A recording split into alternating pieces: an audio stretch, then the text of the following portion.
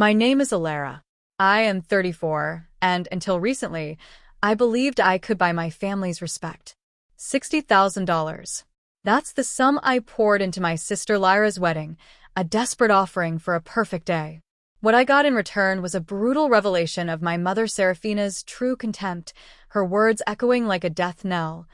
With your fashion sense, you'll look trashy at the wedding anyway. That single, venomous comment cost her everything. This is the story of how I learned to stand up for myself, even when it broke my own heart. Our childhood home, nestled in the quiet, unassuming suburbs of Boston, was less a sanctuary and more a stage where our family's roles were meticulously cast. I, Alara, was the pragmatist, the diligent daughter forever toiling twice as hard for a fraction of the praise. Lyra, 3 years my junior, was the ethereal princess, born with a halo of perfect blonde curls and a temperament so sweet it was almost saccharine. From her first breath, she effortlessly claimed the coveted title of favorite child, a truth our parents, Alaric and Serafina, would deny with practiced ease, but one that permeated every corner of our lives. Our father, Alaric, a quiet accountant, was a man woven from passive compliance, a master of conflict avoidance. He provided a steady, if modest, income, always falling short of Serafina's soaring aspirations. His silent agreement, his terror of her disappointment, was the bedrock upon which our family's delicate, often dysfunctional, architecture was built. Serafina, on the other hand, was the tempest, the unrelenting force. Obsessed with appearances, with the glittering facade our family presented to the world, she orchestrated every decision, every interaction, relentlessly polishing the illusion. While Lyra pirouetted through life, excelling in the arts, dazzling on the social scene, and claiming crowns like prom queen, I meticulously carved my path through the austere world of academics and fierce practicality. At 16, my entrepreneurial spirit ignited with a humble jewelry business, each piece handmade, a promise whispered to myself, self-reliance. By graduation, I had amassed enough to fund my first college semester, a feat achieved without a single penny from my parents. Their pride, when it came, was a muted, practical thing. That's sensible, Alara. A curt nod. Lyra's triumphs, however, were draped in fanfare, lavish parties, extravagant gifts. Post-college, armed with a degree in business and a minor in marketing, I birthed my event planning company. The initial 2 years were a crucible, 16-hour days, a cramped studio apartment, every last coin plowed back into the burgeoning enterprise. All the while, Lyra flitted from one fleeting passion to another, abandoning 3 different college programs, each time with a new, urgent artistic calling: art history, fashion design, communications, tuition bills seamlessly absorbed by our parents, no questions asked. By 30, my business was a roaring success, specializing in high-end corporate galas and discerning clients who revered precision. I owned a sleek condo in a coveted Boston neighborhood, drove a reliable car, and finally tasted the sweet nectar of financial security. Lyra, meanwhile, had drifted through 5 different jobs, none sticking for more than a year, her calls punctuated by tearful laments about unappreciative bosses or stifled creativity. Each time she quit, our parents cushioned her fall, covering her rent until the next whim took hold. The unspoken rule of our family was etched in stone. I was the pillar, the self-sufficient workhorse, while Lyra was the delicate blossom, shielded from every consequence. When I dared to voice this raw disparity during a rare clash with Serafina, her dismissive reply was a familiar blade. Lyra is sensitive. You've always been the strong one. You don't need our help the way she does. It was a backhanded compliment, perfectly crafted to sting more profoundly than any direct insult.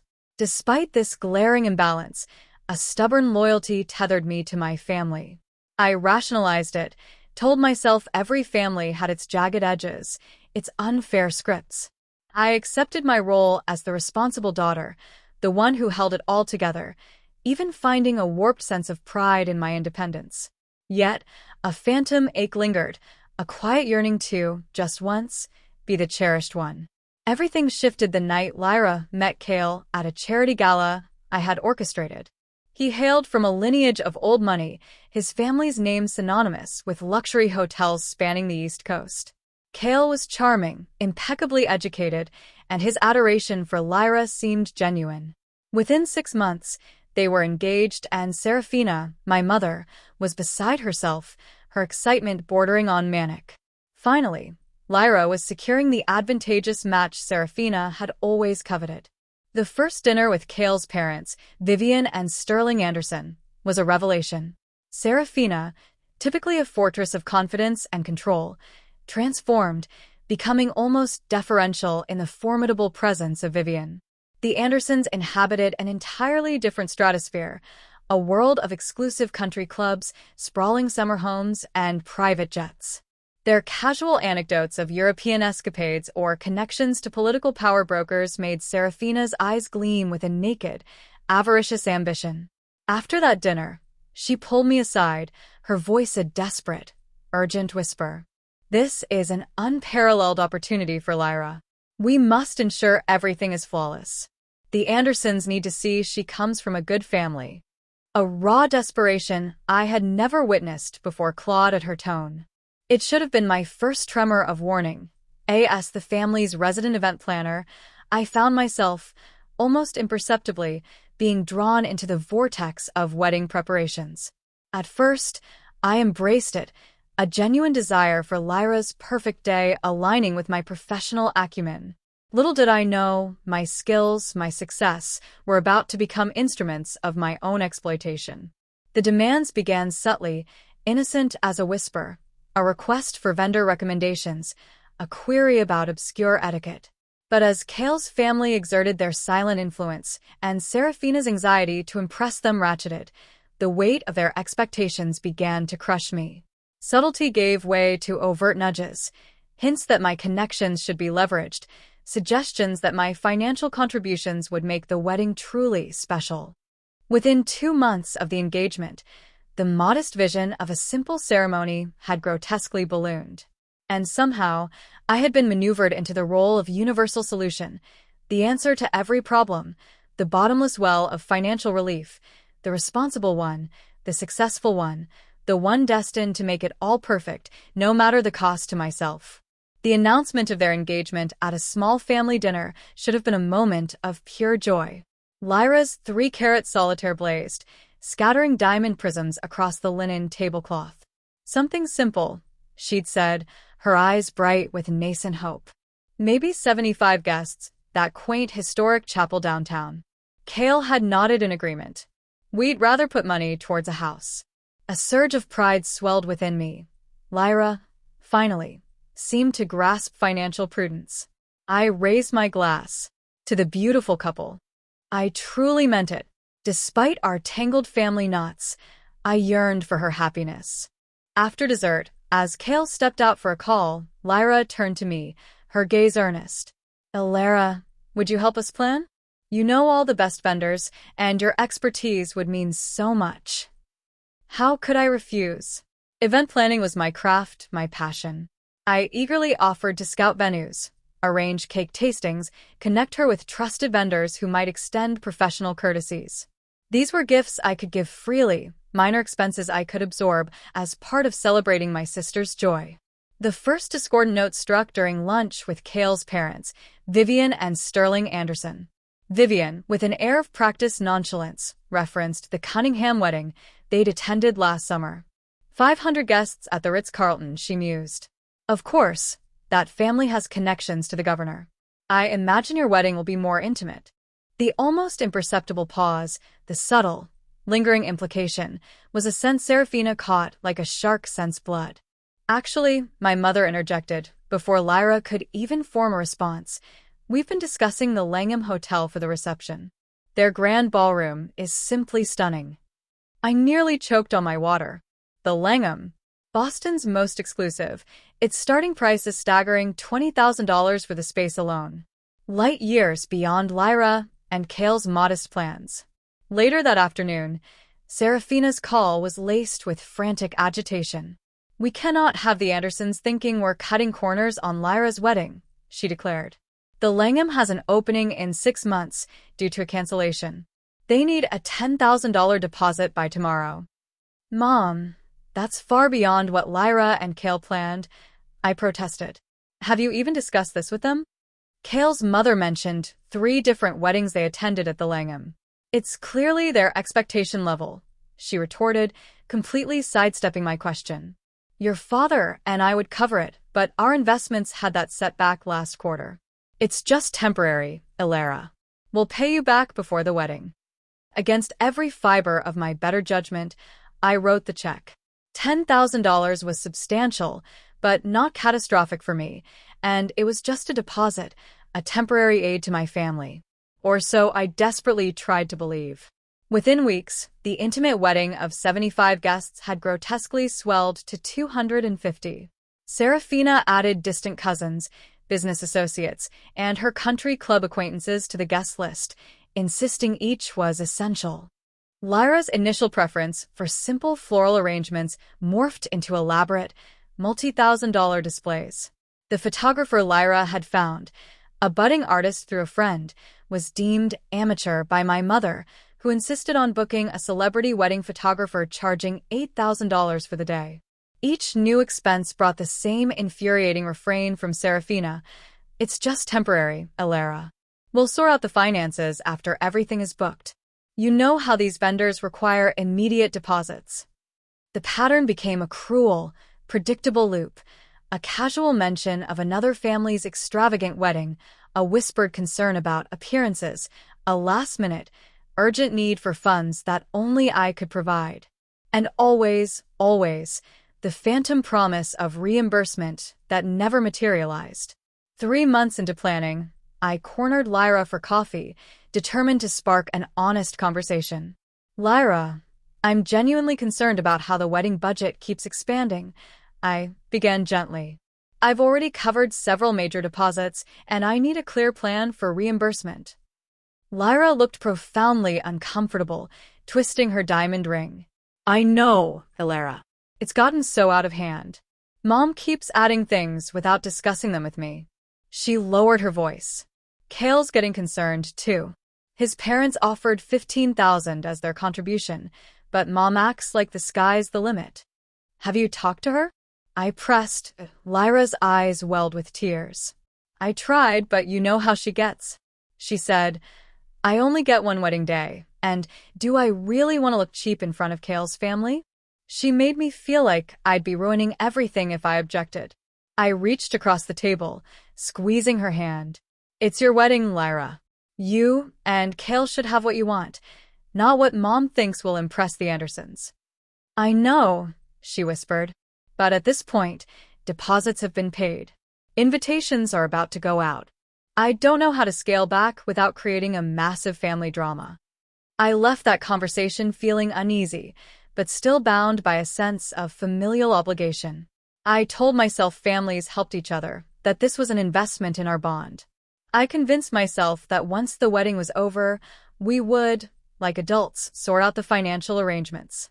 But as the months bled into each other and the expenses continued to mount, my initial unease curdled into genuine anxiety. I began to feel less like a supportive sister and more like an ATM with no withdrawal limits. Yet, each time I considered drawing a line, I remembered my lifelong role. The responsible one, the strong one, the one who had it together. How could I jeopardize my sister's happiness over money when I had it and they, apparently, need it? This insidious rationalization would come back to haunt me in ways I could never have imagined. As Lyra's wedding date loomed, the financial burden on my shoulders swelled to staggering, nauseating proportions. What began as a temporary loan of $10,000 for a venue deposit had metastasized into an amount that made my stomach churn every time I dared to review my accounts. The Langham Hotel, at $20,000, was merely the overture. Serafina then moved on to catering. The Andersons are known for their sophisticated palates, she insisted, a thinly veiled command. We cannot serve chicken and potatoes like some ordinary wedding. Her choice, a premium package featuring filet mignon, lobster, and imported caviar for cocktail hour. Price tag, $15,000 for 250 guests. Another temporary expense, another surge on my credit card. The wedding dress was another egregious shock. I'd accompanied Lyra to a bridal boutique, anticipating a gown in the $3,000 to $4,000 range. Instead, Serafina, with an air of disdain, steered her towards designer creations, dismissing anything under $5,000 as bargain basement. The dress Lyra ultimately chose, a hand-beaded Vera Wang masterpiece, cost $7,000, not including the $1,000 in alterations. Think of the photos, Alara, my mother had declared, when I dared express concern. These images will be in our family forever. Do you want her sister looking cheap on the most important day of her life? I attempted, multiple times, to broach the topic of reimbursement with my parents. Each attempt was met with practiced deflection, vague assurances. Your father is expecting a bonus next quarter, Serafina would coo. Or, we're just waiting for some investments to mature. Or, the most infuriating response of all, we're family, Alara. Why are you being so rigid about money? This is your sister's wedding. Meanwhile, Alaric, my father, remained a ghost in these conversations. When I finally cornered him one Sunday, while Serafina was at church, he merely looked uncomfortable, muttering, "Your mother handles all the wedding details, Alara. I trust her judgment, and we all appreciate your help. You know that." By the 5-month mark, my contributions had amounted to $20,000 for the venue, $15,000 for catering, $7,000 for the wedding dress and alterations, $8,000 for photography and videography, $5,000 for flowers and decorations, and another $5,000 for miscellaneous expenses, invitations, transportation, welcome bags, hair, and makeup deposits. The total had reached a staggering $60,000, with no genuine reimbursement in sight. To compound the agony, my relationship with Lyra had subtly, painfully fractured. The sister, who once wept on my shoulder about demanding bosses, now spoke with an unsettling hint of entitlement. The florist says they can't get peonies, but I really had my heart set on them. Can you talk to them, Alara? Maybe offer to pay a premium to source them from somewhere else. The financial hemorrhaging began to infect my business and personal life. A long-planned vacation was postponed. New client projects declined. My emergency savings touched for the first time since establishing my company. My best friend, Brenna, was the only soul who grasped the full, grotesque scale of the situation. Over dinner at my apartment one night, I finally splintered. $60,000, Brenna. $60,000. That's a down payment on a house. And every time I bring up reimbursement, my mother acts like I'm being selfish for even mentioning it. Brenna's wine glass met the table with a decisive thunk. Alara, this is financial exploitation. You realize that, right? They're using you. They're family, I whispered weakly. And it's a special occasion. A special occasion doesn't cost $60,000 of someone else's money, Brenna retorted, her voice sharp with protective fury. Especially when that someone else was never consulted about the budget. They are taking advantage of your success and your good nature. Deep down, I knew she was right. But years of ingrained family conditioning had taught me that rocking the boat was an unforgivable sin. I was the responsible one, the strong one. I could handle this. I would handle this. As the wedding date clawed closer, a creeping, insidious anxiety, unfamiliar to me, began to manifest. I'd bolt awake in the dead of night, heart hammering, mentally calculating how many months, years, it would take to replenish my savings. A persistent knot coiled in my stomach, impervious to antacids. One evening, after another call from Serafina about an urgent wedding expense, I found myself on my bathroom floor, gasping for air. A panic attack. Was I truly allowing their expectations to suffocate me to this point? I called Brenna, who arrived within minutes. You need to set boundaries, she stated firmly, settling beside me on the cold tile. This is affecting your health. No wedding is worth this. I can't back out now, I choked out. Everything's booked, paid for. The wedding's in 6 weeks. You can stop paying for additional expenses, Brenna countered gently. Just tell them your contribution has reached its limit. I nodded, the truth of her words a painful beacon. But the courage? Years of performing my assigned role made the thought of self-advocacy feel utterly impossible. Yet, as I gazed at my dwindling bank account and felt the physical manifestation of stress ravaging my body, I knew a seismic shift was inevitable. I made a decision. I would attend the final wedding planning meeting, armed with a clear, unwavering message about my financial boundaries. I would be firm, yet loving, reasonable, yet resolute. I would explain that while my contributions to Lyra's special day were made with genuine affection, there would be no more financial assistance from me. I had no idea that this seemingly simple meeting would become the breaking point, the seismic event that would irrevocably alter everything. The final wedding planning meeting was set for a Saturday morning at my parents' house. I arrived, a tight knot of dread in my stomach, but a steely resolve hardening my heart. I had meticulously rehearsed my words, practiced a calm, firm tone, bracing myself for the inevitable resistance.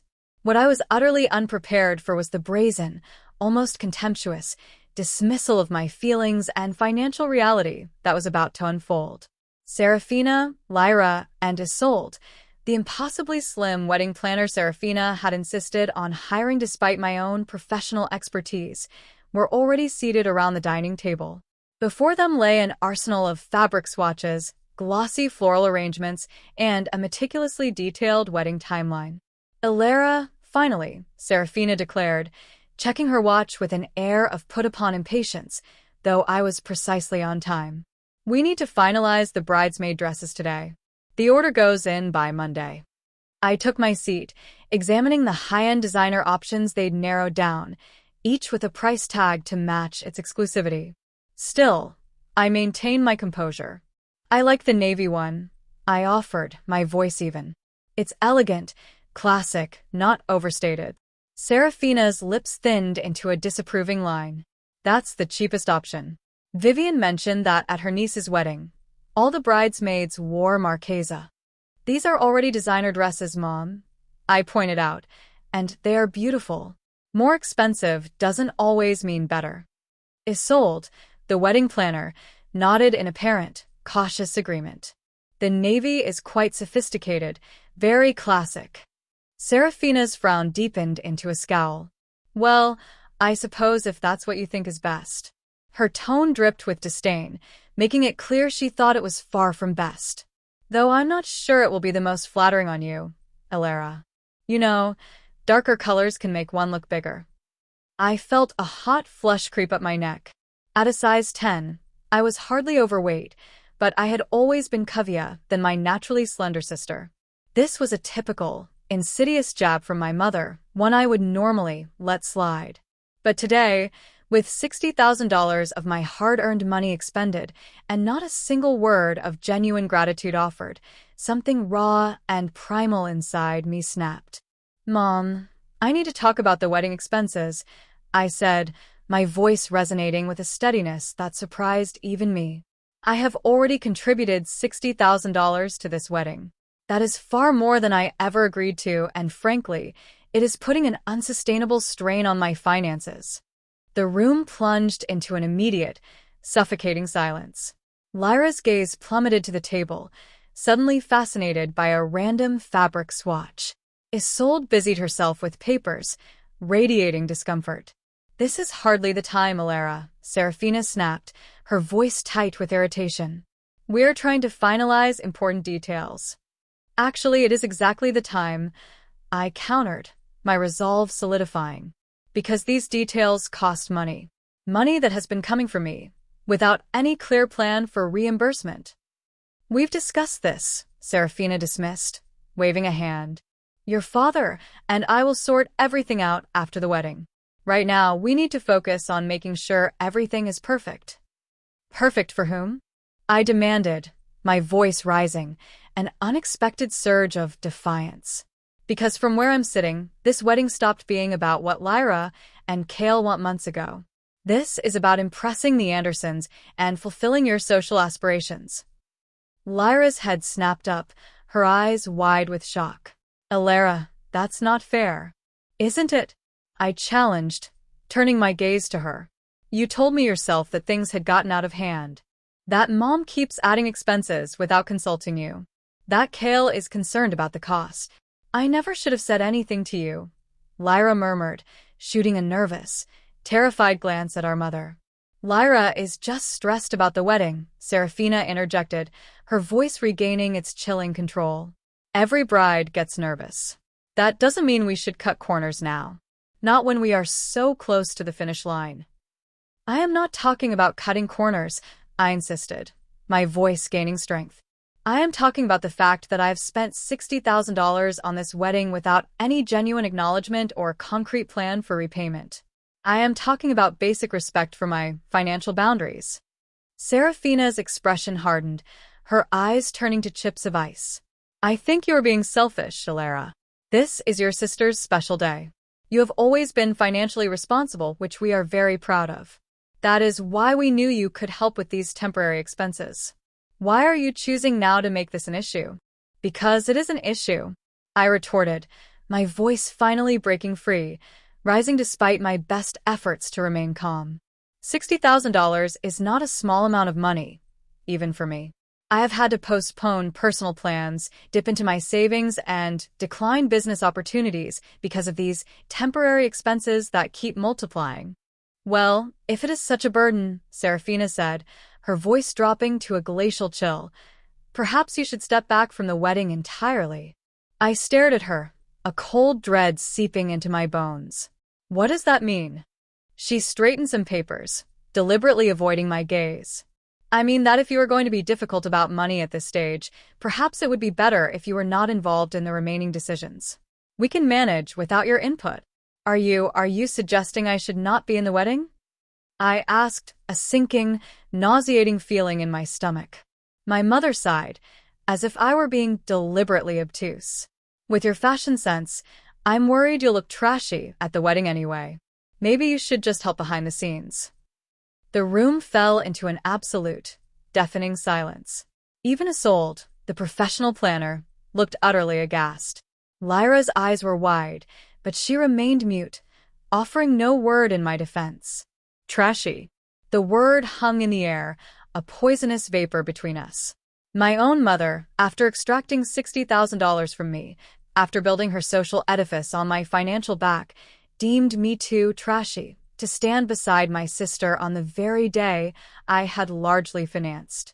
I stood up slowly, gathering my purse, my movements robotic. I see. My voice sounded distant, alien even to my own ears. Thank you for making your feelings clear. Elara, wait. Lyra finally blurted, her voice a weak, belated plea. Mom didn't mean that. Yes, she did, I replied quietly, my gaze unwavering on her. And your silence says you agree with her. Or, at the very least, you are not willing to stand up to her, even for me. I turned to leave, then paused at the doorway, a final question hanging in the charged air.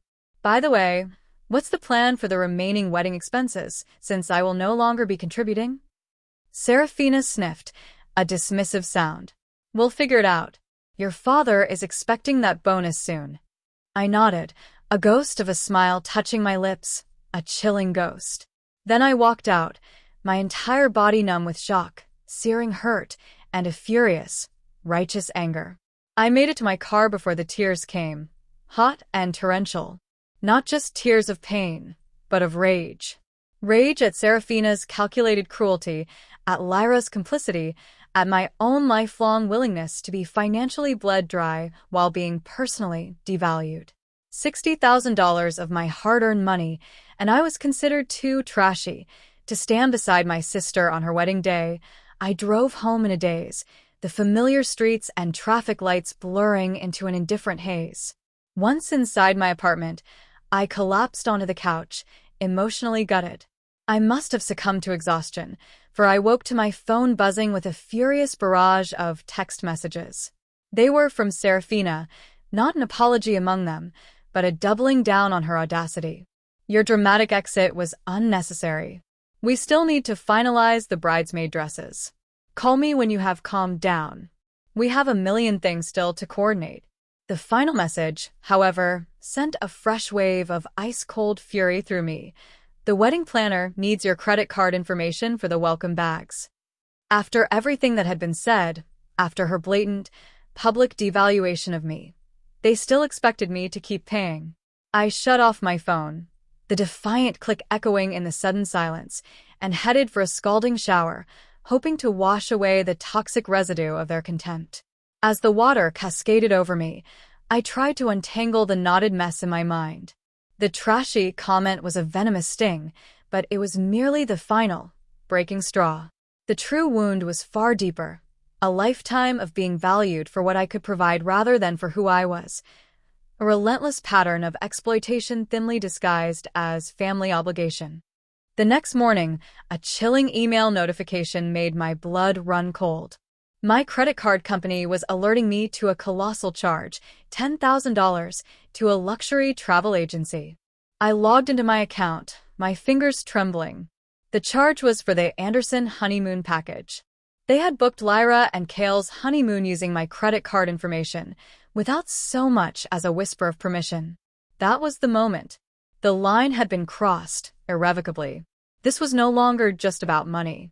This was about respect, about inviolable boundaries, about my fundamental right to self-worth. Something had to change. And since my family showed no signs of shifting their predatory behavior, it would have to be my response that changed everything. I picked up my phone and called Brenna. "I need your help," I said when she answered, my voice a quiet steel. "And I also need the number of your friend who is a lawyer." There was no going back now. Brenna arrived at my apartment within the hour, a vision of fierce loyalty, armed with coffee and donuts. She listened, silent and unwavering, as I recounted the previous day's events and the brazen, unauthorized honeymoon charge. "That's theft, Alara," she stated bluntly when I finished.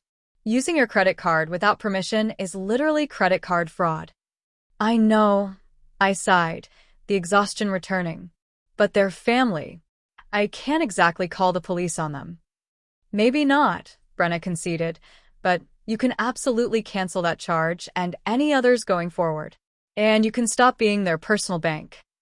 She pulled out her phone, scrolling through contacts. "Mark is a contract lawyer. He can advise you on what legal obligations you might have regarding the deposits and bookings you've already made." An hour later, we sat opposite Mark in his downtown office. He was a man of quiet, methodical precision, asking detailed questions about signed contracts, verbal agreements, and documentation of reimbursement promises. "Based on what you've told me," he concluded, after meticulously reviewing his notes, "you have no legal obligation to continue paying for wedding expenses. The deposits you've already made may or may not be refundable, depending on vendor policies and contract wording. But the honeymoon charge? That is unequivocally unauthorized use of your credit card. You should dispute that charge immediately with your credit card company. They booked it without your consent. What's my best course of action going forward?" I asked, a strange, potent mix of anxiety and liberating relief washing over me at having professional guidance. "First, document everything," Mark advised, his gaze steady. "Create a detailed financial statement of every penny you have spent. Second, dispute that honeymoon charge immediately. Third, contact each vendor where you've made deposits or payments and inquire about their policies." I nodded, already mentally organizing the daunting tasks ahead. "And fourth," Mark added, "send a clear, written communication to your family stating you will not be covering any additional wedding expenses. Be factual, not emotional. Stick to the financial reality." Back at my apartment, Brenna and I became a disciplined, unyielding force. I meticulously compiled a comprehensive spreadsheet detailing every wedding expense I had covered, dates, amounts, relevant conversations about reimbursement. The grim total materialized, $60,342, not including the disputed honeymoon charge. Next came the vendor calls. I began with the venue, the largest monetary drain. "Hello, this is Alara Thorne. I paid the deposit and balance for my sister Lyra Thorne's wedding reception on June 18th. I explained to the event coordinator. "Yes, Ms. Thorne. Everything is confirmed for that date. Is there a problem?" I took a bracing breath. I need to let you know that I will not be responsible for any additional charges related to this event. Any changes, upgrades, or extras must be approved and paid for by Lyra Thorne or Seraphina Thorne directly. I understand, the coordinator said, her tone shifting. We will make a note in the file. Would you like us to require a new credit card for incidentals on the day of the event? Yes, please, I confirmed, a flicker of triumph in my chest. And could you email me confirmation of the current balance being paid in full, with a note that I am not responsible for future charges? The coordinator agreed, and the confirmation email landed in my inbox before we even ended the call. One down, a legion to go. I made similar calls to the caterer, the florist, the photographer, every single vendor I had ever paid. Most were understanding, though a few expressed concern about who would cover last-minute changes. That is not my concern anymore, I found myself saying, the words coming with surprising, newfound confidence. Please direct those questions to the bride or her mother. Celeste, the caterer, a woman I'd worked with on numerous corporate events, was particularly empathetic. Family weddings can be so complicated, she commiserated. I'll make a note that any menu changes or headcount adjustments will require a new deposit from the bride or her parents. Your payments to date are secure, but they cover only what has been agreed upon so far. By the end of the day, I had spoken with every vendor, disputed the honeymoon charge, and drafted a clear, concise, utterly factual email to my family. Brenna reviewed it. It's perfect, she affirmed. Factual, not accusatory, but absolutely firm. Are you ready to send it? I hesitated for only a fraction of a second. Years of ingrained family conditioning screamed at me, urging me to retreat. Then I remembered Seraphina's words, trashy.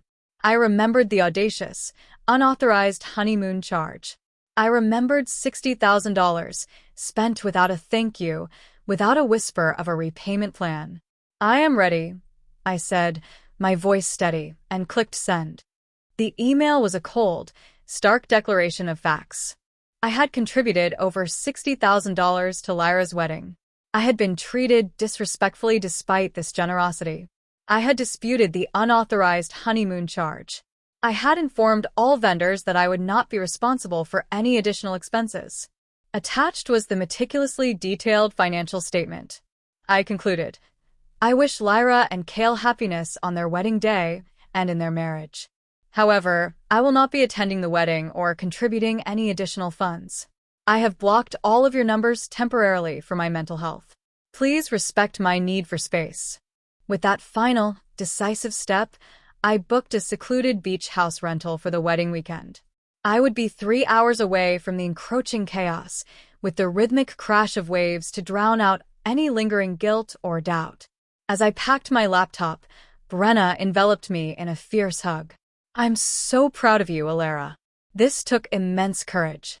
I just hope I'm doing the right thing, I admitted, the immense weight of family expectations still pressing down. The right thing for whom? Brenna asked gently. For once, Alara, you are doing the right thing for yourself. And that matters just as much as what is right for them. She was undeniably correct. For 34 years, I had slavishly prioritized my family's perceived needs and crushing expectations over my own well-being. Today was the dawn of a new paradigm, one where my boundaries were sacrosanct, where my worth was not tethered to my financial provision. It was terrifying and liberating in equal measure.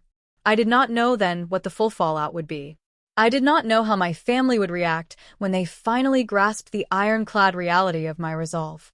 I only knew that for the first time in my adult life, I had drawn a line, a barrier they could not, be allowed to cross. That night, I slept better than I had in months. The repercussions were swift, a maelstrom of outrage. Within an hour of my email's dispatch, my phone vibrated with incessant fury, despite my block numbers. They called from every conceivable device, friends' phones, unknown numbers, even the ancient landline at my parents' house, dormant for years. I silenced it, letting the strange, serene calm I'd found since my decision wash over me. By the next morning, their tactics had shifted to public platforms. Messages flooded my Facebook inbox, Instagram DMs, even my professional LinkedIn. Serafina's message was particularly venomous. You are ruining your sister's wedding out of spite. I never raised you to be this selfish. Alaric, my usually conflict-averse father, sent a rare, almost pathetic plea. Your mother is very upset. Please call home, so we can discuss this reasonably. No mention of the $60,000, no acknowledgement of the trashy comment. The final, shattering straw. I maintained my resolute silence, channeling my energy into work and the tender process of self-care. Brenna checked in regularly, a steadfast beacon of support, occasionally screening messages to alert me to anything genuinely urgent. Your aunts and uncles have been mobilized, she reported 3 days after my email. Aunt Linda says you're breaking your mother's heart and need to make things right before the family is permanently damaged. I shook my head, unsurprised. Did any of them mention the money, or how I was treated? Not a word, Brenna confirmed. It's all about your responsibility to maintain family harmony, regardless of how they treat you. 5 days later, the first tremors from the vendors began. The venue called my office, confused about final arrangements. The florist emailed, confirming Serafina had been informed that additional payment would be required for any changes. Through mutual acquaintances, I heard whispers of the Andersons, Cale's family, subtly distancing themselves from the escalating drama. Vivian Anderson had reportedly made a discreet comment at her tennis club about concerns over her future daughter-in-law's family dynamics. The wedding was mere weeks away, and the meticulously constructed façade Serafina had toiled so hard to build was beginning to crack, hairline fractures spreading across its surface. A week after my email, a notification brought a jolt of vindication. My credit card company had completed their investigation and reversed the honeymoon charge. $10,000 credited back to my account. That same day, Brenna reported that my parents were frantically attempting to secure a personal loan to cover the remaining wedding expenses and replace the honeymoon funds. Your father went to 3 different banks, she said. Apparently, their credit isn't as stellar as they pretended. I felt a fleeting twinge of guilt, swiftly extinguished by the cold truth.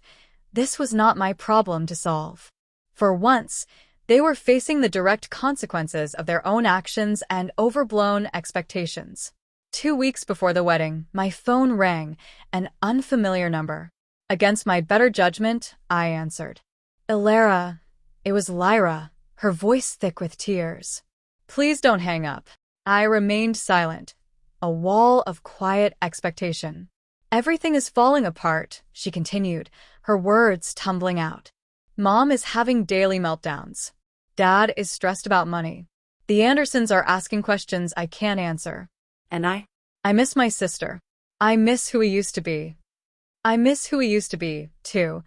I replied honestly, the pain still raw. Before all of this. I'm so sorry, Lyra said, the words a desperate rush. I should have said something when Mom made that horrible comment. I should have paid attention to how much you were spending on my wedding. I was just so caught up in everything, and it was easier to let you handle it all. It's not just about the money, Lyra, I said, my voice softer now, though still firm. Though $60,000 is certainly not nothing. It's about being valued only for what I can provide, never for who I am. I know, she whispered, a new, fragile understanding in her tone. Mom has always been that way with you. And I let it happen because it was easier for me when her focus was on you. This newfound level of self-awareness from my sister surprised me, a cautious bud of hope unfurling. What do you want from me now, Lyra? I asked directly. A pause. I want my sister back, she said finally. But I know that can't happen without changes. Real changes, not just empty promises. We talked for over an hour, the most profoundly honest conversation we'd had in years. Lyra admitted her complicity in our mother's intricate manipulation, acknowledging how she had passively accepted the benefits without ever truly contemplating the crushing cost to me. She conceded that the wedding had spiraled wildly out of control, morphing into a grotesque spectacle of appearances rather than a genuine celebration. Cale wanted to elope 2 months ago, she confessed, her voice tinged with regret. He hates all this show. But I was so afraid to disappoint Mom. What about now? I asked. "What do you want your wedding to be?" "Simpler," she said immediately, without hesitation. "More genuine. With the people who truly care about us, not Mom's social connections." "Then that's between you and Mom," I said gently, but unequivocally. "I cannot fix this for you, Lyra. Not anymore." After we hung up, I felt both utterly drained and oddly buoyant. Lyra and I had taken a fragile, monumental step toward a healthier relationship, one forged in honesty rather than forced family roles. But I remained unwavering in my decision to maintain distance from the wedding itself. Through various channels, I heard about the rapid, almost frantic, downsizing of Lyra's wedding plans. The guest list plummeted from 250 to 100. The elaborate 7-course dinner became a simpler 3-course meal. The string quartet was cancelled, replaced by a friend's curated playlist. Most significantly, the wedding was relocated from the opulent Langham Hotel to my parents' backyard, a change that saved tens of thousands, but demanded the painful return of deposits and a public, humiliating admission of Serafina's social embarrassment. The weekend of the wedding arrived, and I drove to the secluded beach house I had rented, 3 hours away from Boston and the suffocating familial drama. As I sat on the deck overlooking the vast, indifferent ocean, I felt a complex tapestry of emotions, a lingering sadness for the fractured relationships, an immense pride in my newfound boundaries, a cautious concern for Lyra, and underneath it all, a profound, soul-deep sense of relief. My phone buzzed with a text from Lyra. "Married. Small ceremony in the backyard." Mom cried the whole time, not sure if from happiness or mortification. Kale says, "Thank you for forcing us to have the wedding we actually wanted. I miss you. Love you." I texted back a simple congratulations and best wishes for your happiness. Then I turned off my phone, poured a glass of wine, and watched the sun bleed across the horizon. The fairy tale wedding my mother had envisioned had indeed imploded. But perhaps something more authentic, more real, had finally taken root in its ashes. My weekend at the beach house became a sacred retreat of reflection and healing. Long, solitary walks along the shore, journaling on the deck as the waves murmured secrets, quiet evenings lost in books I'd yearned to read for months. Without the relentless pressure of wedding planning and the suffocating weight of family expectations, I reconnected with the core of myself in ways I had forgotten were possible. When I returned to Boston, the silent aftermath of my decision awaited me. My inbox was a battlefield of messages from extended family members, some offering tentative support, but most a chorus of criticism for my abandonment of my sister on her special day. Social media posts showed fleeting glimpses of the backyard wedding, simple, elegant, intimate, with no mention of the dramatic downsizing or the sister who had financed the original, grand designs. Serafina left a voicemail that managed to be both deeply guilt-inducing and cuttingly accusatory. "I hope you are satisfied with how things turned out. Your sister made the best of a difficult situation that you created. Call me when you are ready to apologize." I did not call. Instead, I booked my first session with a therapist, Dr. Eris, a kind, insightful woman specializing in family dynamics and boundary setting.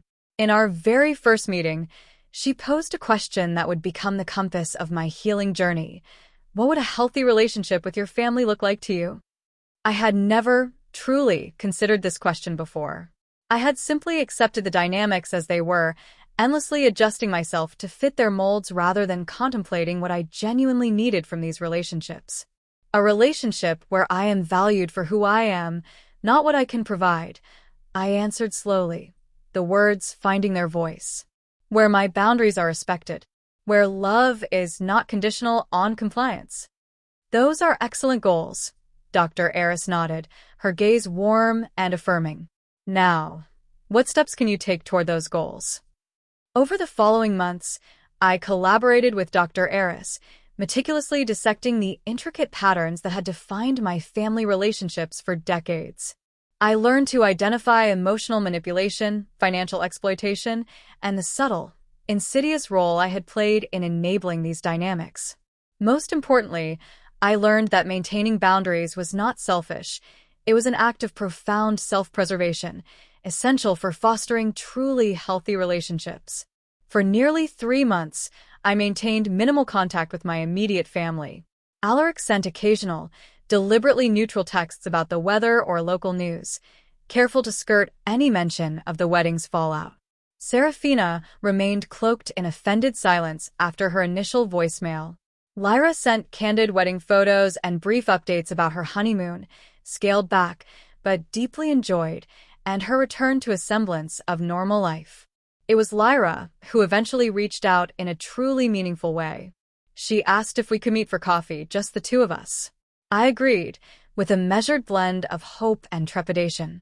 We met at a quiet cafe, a neutral ground equidistant from our apartments. She looked different, somehow more grounded, less the perpetually protected princess she had been throughout our lives. "I've been doing a lot of thinking," she began after we ordered, "about our family, about the roles we've always played. You were always the responsible one, the one who had it together. I was the one who needed protecting, who got all the attention and support." I nodded, genuinely surprised by the depth of her insight. "It wasn't fair to you," she continued, her voice soft with remorse. "And I benefited from it without ever questioning it. I'm so sorry, Alara. Truly sorry." "Thank you," I said simply, the weight of those words, so long yearned for, a balm to my raw soul. "That means a lot." We talked for hours that day, peeling back layers of our shared history, examining them with new, more discerning eyes. Lyra shared her struggles with always feeling like she lived in my shadow, accomplishments-wise, and how Serafina's excessive protection had paradoxically undermined her own confidence. I shared how the constant, suffocating expectation to be the strong, responsible one had left me feeling unlovable for merely existing, for just being myself. "I'm trying to establish better boundaries with Mom," Lyra confided, a weariness in her voice. "It's not easy. She still thinks she knows what's best for everyone." "How's that going?" I asked, genuinely curious about her battle. Lyra smiled wryly. "There have been a lot of tears and accusations of betrayal, but Cale has been surprisingly firm. He told her we'd limit our visits if she can't respect our decisions as a couple. I think it shocked her enough that she's actually trying." This new, more assertive version of my sister deeply impressed me. Perhaps the wedding fallout had, in its own destructive way, prompted profound growth for both of us. Our coffee meeting became a monthly ritual, a sister date, where we could speak honestly and continue rebuilding our relationship on healthier terms. Slowly, painstakingly, I began to feel that I had a real sister, not just a role to play in the perpetual family drama. My parents, however, remained a more complicated narrative. 6 months after the wedding, Serafina finally requested a meeting.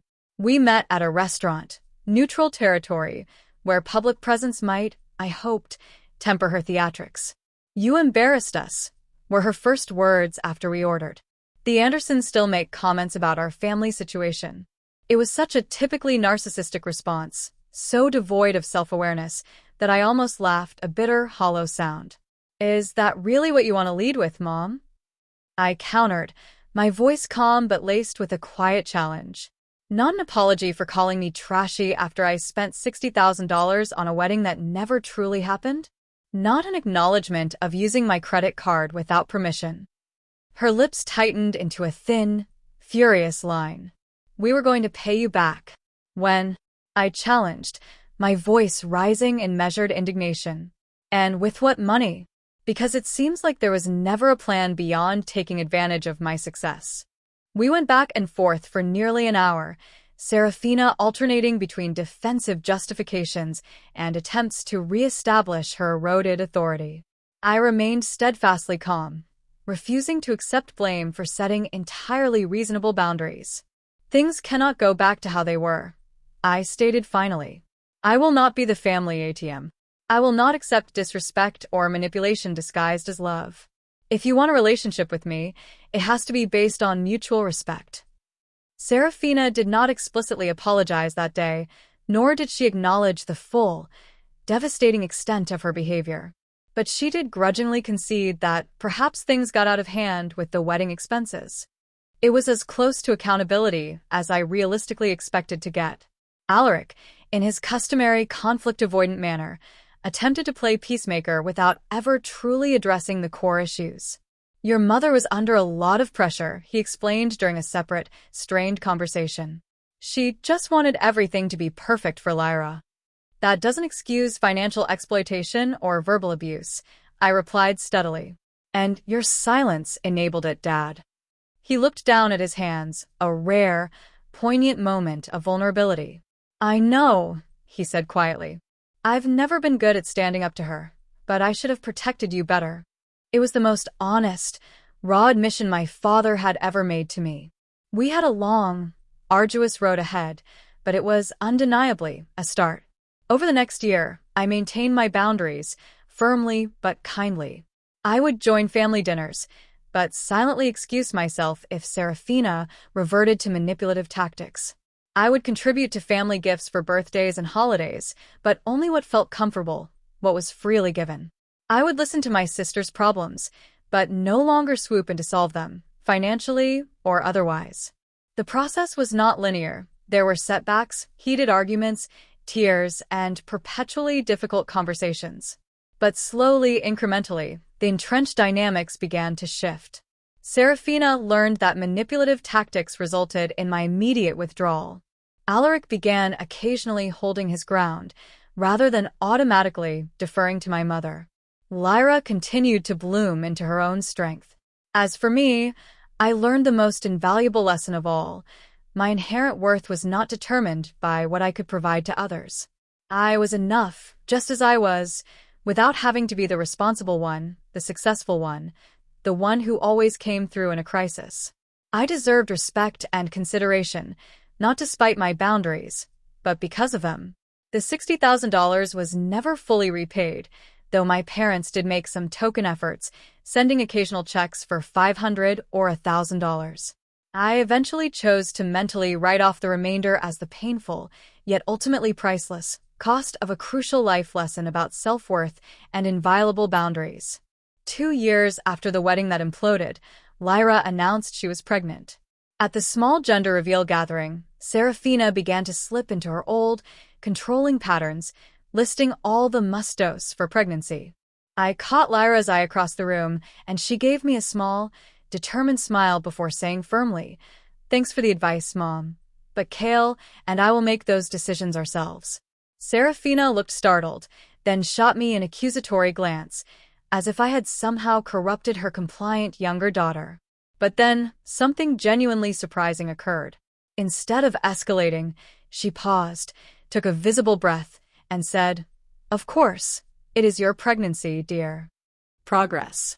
Small, imperfect, but undeniably real. Later, as I helped clean up, Lyra gently bumped my shoulder. "Thanks for showing me it was possible to stand up for myself," she said, her voice soft with gratitude. "Best wedding gift ever, even if I didn't recognize it at the time." I smiled, feeling a warmth that had nothing to do with financial transactions or familial obligations, only the authentic, hard-won connection between sisters. Standing up for yourself is often portrayed as a dramatic, defiant act. Sometimes it is a fiery declaration, but more often it is a quiet, daily, agonizing choice to honor your own worth, to demand respect from those who claim to love you, to meticulously set boundaries that protect your physical, emotional, and financial well-being. It is rarely easy, especially with family, where patterns are deeply entrenched and roles have been assigned since childhood. But it is always worth it. Because when you finally stop accepting scraps of conditional appreciation and demand the respect you deserve, one of two profound things happens. Either relationships transform into healthier, more equitable versions, or you brutally discover which relationships cannot survive without exploitation at their core. Either outcome sets you free. I still carry complex feelings about my family. I love them, with all their entrenched flaws. I wish for their happiness. But I no longer sacrifice my own well-being on the altar of manufactured family harmony. I no longer accept the role of family ATM or emotional shock absorber. And paradoxically, By refusing to play those destructive roles, I have created space for more authentic, genuine connections than we ever had before. So if you find yourself shouldering financial or emotional burdens that feel overwhelmingly unbalanced, if your generosity is being exploited rather than genuinely appreciated, if you are valued only for what you can provide rather than who you are, know this: you deserve better. Setting boundaries is not selfish. It is an act of profound self-love. And sometimes, when the fairy tale others have painstakingly constructed at your expense finally implodes, something infinitely more real and valuable can slowly, bravely, grow from the ruins. Have you, too, faced the painful, necessary journey of setting boundaries with family, only to find your generosity exploited, your worth diminished? What did it cost you? What did you gain? Share your story in the comments below. If Alara's journey resonated, if her words sparked a flicker of recognition within you, please like this video, subscribe for more stories of quiet strength, and share it with someone who needs to hear this empowering message today. Thank you for listening. Remember, your worth is inherent, an unshakable truth, never dictated by what you give to others, but by who you authentically are.